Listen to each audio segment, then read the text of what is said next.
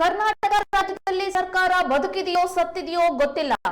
ಗುಂಡಿಯಲ್ಲಿ ರಸ್ತೆ ಇದೆಯೋ, ರಸ್ತೆಯಲ್ಲಿ ಗುಂಡಿ ಇದೆಯೋ ಗೊತ್ತಿಲ್ಲ. ಒಂದು ಅಭಿವೃದ್ಧಿ ಕೆಲಸಗಳು ಸಹ ನಡೀತಾ ಇಲ್ಲ ಎಂದು ಮಾಜಿ ಸಚಿವ ಕೆಎಸ್ ಈಶ್ವರಪ್ಪ ಕುಟುಕಿದ್ದಾರೆ. ಶಿವಮೊಗ್ಗದಲ್ಲಿ ಮಾಧ್ಯಮ ಪ್ರತಿನಿಧಿಗಳ ಜೊತೆಗೆ ಮಾತನಾಡಿದ ಅವರು, ಒಂದೇ ಒಂದು ಯೋಜನೆ ಆರಂಭವಾಗಿಲ್ಲ, ಹಿಂದೆ ಇದ್ದಂತಹ ಯೋಜನೆಗಳನ್ನು ಮುಗಿಸಿಲ್ಲ.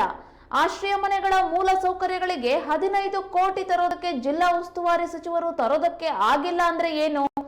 ಯಾವುದೇ ಅಭಿವೃದ್ಧಿ ಕಾರ್ಯಗಳು ರಾಜ್ಯದಲ್ಲಿ ನಡೀತಾ ಇಲ್ಲ. ಈ ಸ್ವತ್ತು ಪಡೆಯೋದಕ್ಕೂ ಜನರು ಹರಸಾಹಸ ಪಡುವಂತಾಗಿದೆ ಎಂದು ಈಶ್ವರಪ್ಪ ಹೇಳಿದರು.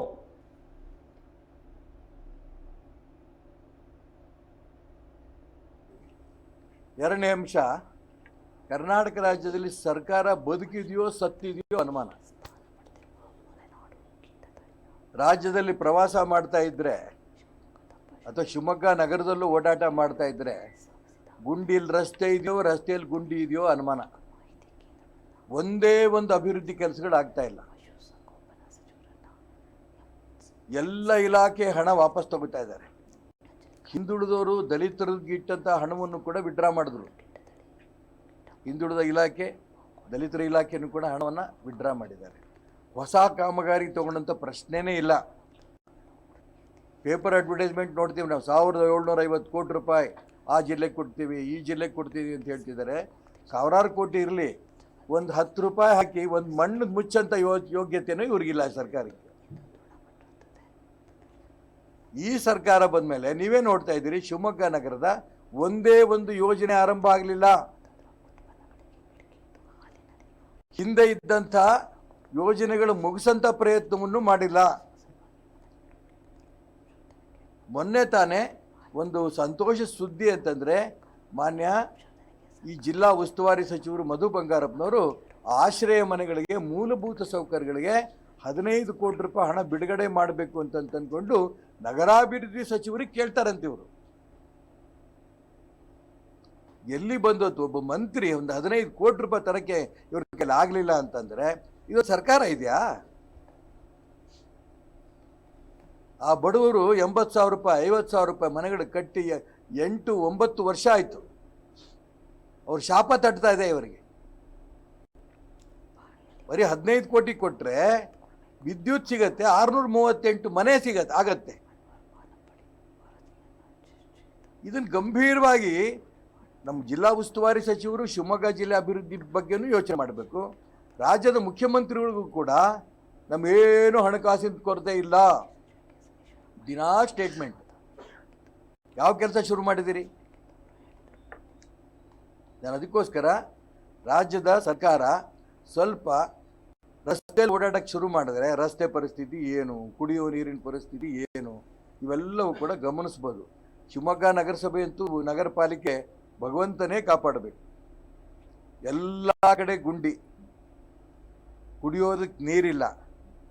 ಈ ಸೊತ್ತಿನ ಬಗ್ಗೆ ಅಂತೂ ಜನ 200 ಜನ 300 ಜನ ಅಲ್ಲಿ ಕಾರ್ಪೊರೇಷನ್ ಒಳಗೆ ರಶ್ಶಾಗಿ ಬಿದ್ದಿರ್ತಾರೆ.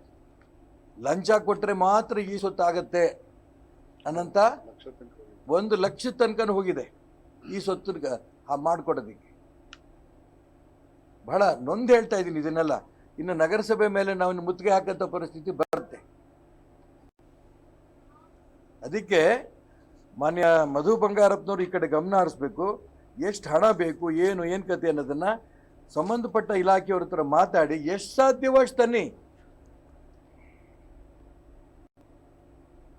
ಆಶ್ರಯ ಮನೆ ಮುಗಿಸಿ ಮುಂಚೆ ಕುಡಿಯೋ ನೀರು ಕೊಡಿ, ರಸ್ತೆಗಳಿಗೆ ಗುಂಡಿ ಮುಚ್ಚಂತ ಪ್ರಯತ್ನ ಮಾಡಿ. ಇಡೀ ರಾಜ್ಯದ ಪರಿಸ್ಥಿತಿ ಇದು, ಬರೀ ಶಿವಮೊಗ್ಗದಲ್ಲ. ಅದಕ್ಕೆ ನಾನು ಕೇಳಿದೆ ಸರ್ಕಾರ ಬದುಕಿದೆಯೋ ಸತ್ತಿದೆಯೋ ಅಂತ. ಅಲ್ಲಪ್ಪ, ವಾರ್ಡಿಗೆ ಹೋದ್ರೆ ಈ ರಸ್ತೆ ನೋಡ್ರಿ, ನಿಮ್ಮ ಮನೆ ಬರ ನೋಡ್ರಿ ಅಂತ ತೋರಿಸ್ತಾರೆ ಕಮಿಷನರ್ಗೆ. ಅಲ್ಲೋಗಿ ಯಾಕೆ ಬಯಸ್ಕೊತಾರೆ ಅವರು? ಕುಡಿಯೋ ನೀರಿಲ್ಲ ಅಂತಾರೆ. ಯಾಕೆ ಬಯಸ್ಕೊತಾರೆ? ಈಗ ಜನಗಳ ಪರಿಸ್ಥಿತಿ ಏನಾಗುತ್ತೆ ಅಂತ ನಾನು ನೀವು ಸೇರಿ ಮಾತಾಡ್ತಿದ್ದೀವಿ. ಸರ್ಕಾರ ಸತ್ತಿದೆ ಅಂತ ಅದಕ್ಕೆ ಹೇಳ್ತಾ ಇರೋದು ನಾನು. ಕಾರ್ಪೊರೇಷನ್ ಒಂದೇ ಅಲ್ಲ, ಸರ್ಕಾರವೇ ಸತ್ತೋಗಿದೆ. ಕಮಿಷನರ್ ಆದರೂ ಕೂಡ ಏನು ಮಾಡ್ಬೋದು ಹೇಳಿ? ದುಡ್ಡಿದ್ರೆ ಏನಾದ್ರು ಮಾಡ್ಬೋದು. ಮೊನ್ನೆ ನಾನು ಹೊನ್ನಾಳಿ ರಸ್ತೆಯಲ್ಲಿ ಹೋಗ್ತಿರ್ಬೇಕಾದ್ರೆ ಕನ್ನಡ ಸಂಘದವರು ಒಂದಿಷ್ಟು ಜನ ಹೋರಾಟ ಮಾಡ್ತಾ ಇದ್ರು. ಗುಂಡಿ ಇದೆ ರಸ್ತೆ, ಇದನ್ನು ರಿಪೇರಿ ಮಾಡಬೇಕು ನಾನು ಹೇಳಿದೆ. ನಾನು ಸಂಬಂಧಪಟ್ಟ ಇಂಜಿನಿಯರಿಂಗ್ ಮಾತಾಡಿದ್ರೆ ನಾವು ಮಾಡ್ತೀವಿ ಸರ್ ಅಂದರು. 2 ದಿನಕ್ಕೆ ಮಾಡಿದ್ದಾರೆ ಅಂತ ಸುದ್ದಿ ಬಂತು, ಅವರೇ ಮಾಡಿದೀವಿ ಅಂತಂದ್ರು. ಹೋಗಿ ನೋಡ್ರಿ ಅರ್ಧಂಬರ್ಧ ಟ್ಯಾಪೆ. ದುಡ್ಡಿಲ್ಲ ಅಂದ್ರೆ ಅಧಿಕಾರಿಗಳಿಗೆ ಬೈದ್ರೆ ಅರ್ಥ ಇಲ್ಲ. ಸರ್ಕಾರಕ್ಕೆ ನಾವು ಅದಕ್ಕೋಸ್ಕರ ನಾನು ಹೇಳ್ತಾ ಇರೋದು, ಸರ್ಕಾರ ಅಭಿವೃದ್ಧಿ ದಿಕ್ಕಲ್ಲಿ ನಾವು ಏನು ಮಾಡಬೇಕು ಅನ್ನೋದನ್ನು ಗಮನಿಸ್ಬೇಕು. ಅವರು ನಾವು 3 ಚುನಾವಣೆ ಗೆದ್ದುಬಿಟ್ವಿ, ಜನ ನಮ್ಮ ಜೊತೆಗಿದ್ದಾರೆ, ಈ ಮಾತು ಹೇಳ್ತಿದ್ದಾರೆ. ನಿಜ, 3 ಚುನಾವಣೆ ಗೆದ್ದರು, ನಾನು ಅದ್ರ ಬಗ್ಗೆ ನಾನು ಮಾತಾಡಲ್ಲ.